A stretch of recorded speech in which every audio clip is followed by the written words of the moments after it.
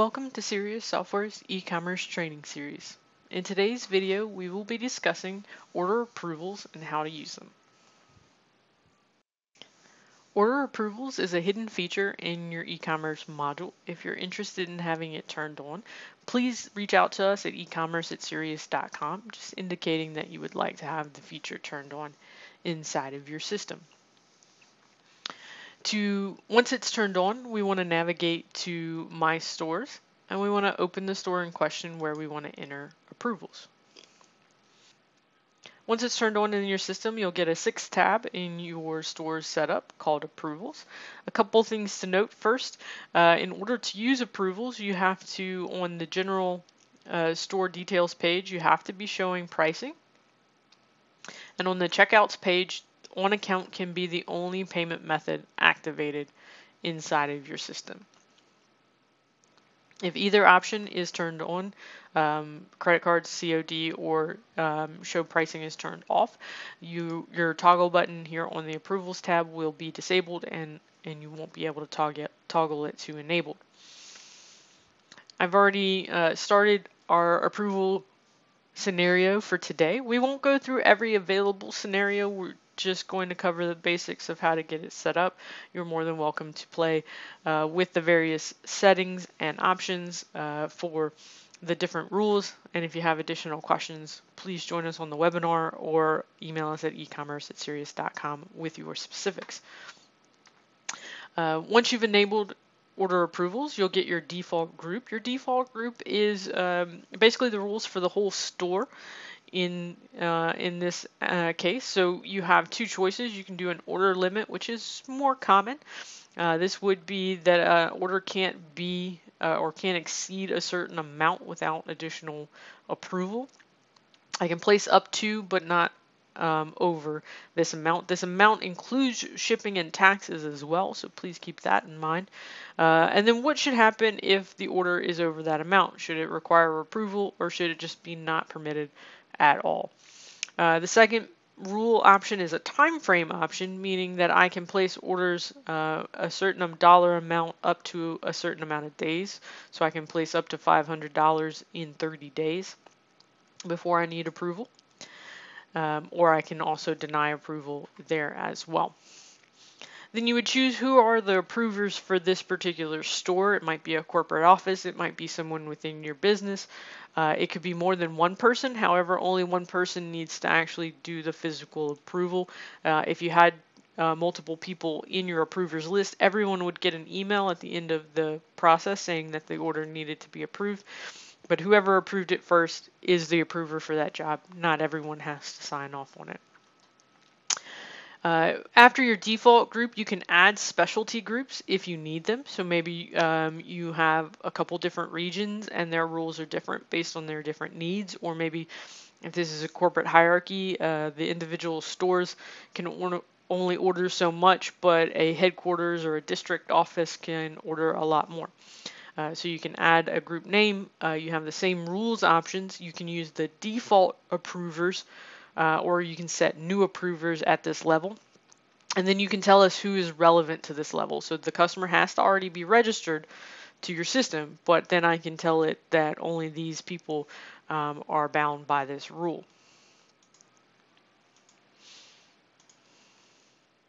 We won't be doing a complex setting today. We're just going to be doing orders over 500 need approval.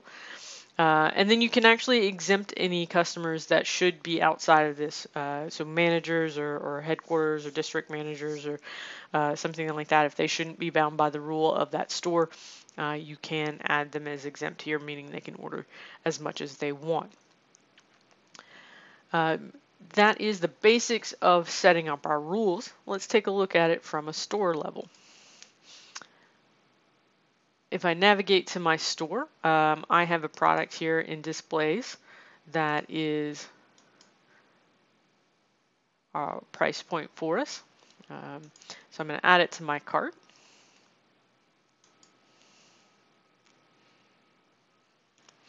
And I'm going to proceed to checkout.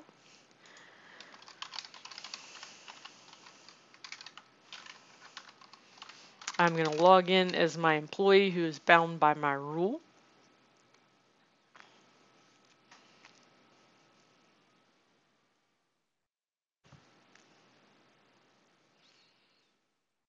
Make sure my address is selected. Make sure all required fields are filled in. And then you would choose your shipping method. Now, remember from a couple minutes ago, I said that the rule is bound by shipping and taxes. So when I add my shipping rate here, it'll trigger my rule. So right now I'm under my rule by $1. But once I add my shipping options to it, the customer is going to get a message that it's going to require approval. They can opt to reduce their total under the balance, in which case they would go to edit cart and it would take them back and they can reduce their balance. Or they can return to the checkout screen acknowledging that they're going to get that it's going to have to go for approval. They would select their payment method, if you have any terms and conditions, and then they would request approval. So the customer has submitted their order. They're going to get an email that says that it is requiring approval. The approvers are also getting an email right now saying that there is something out there to be approved. And if we look at the customer's history, it's saying that approval is required, is its current status of this job. So I'm going to log off of my employee and I'm going to log in as my approver.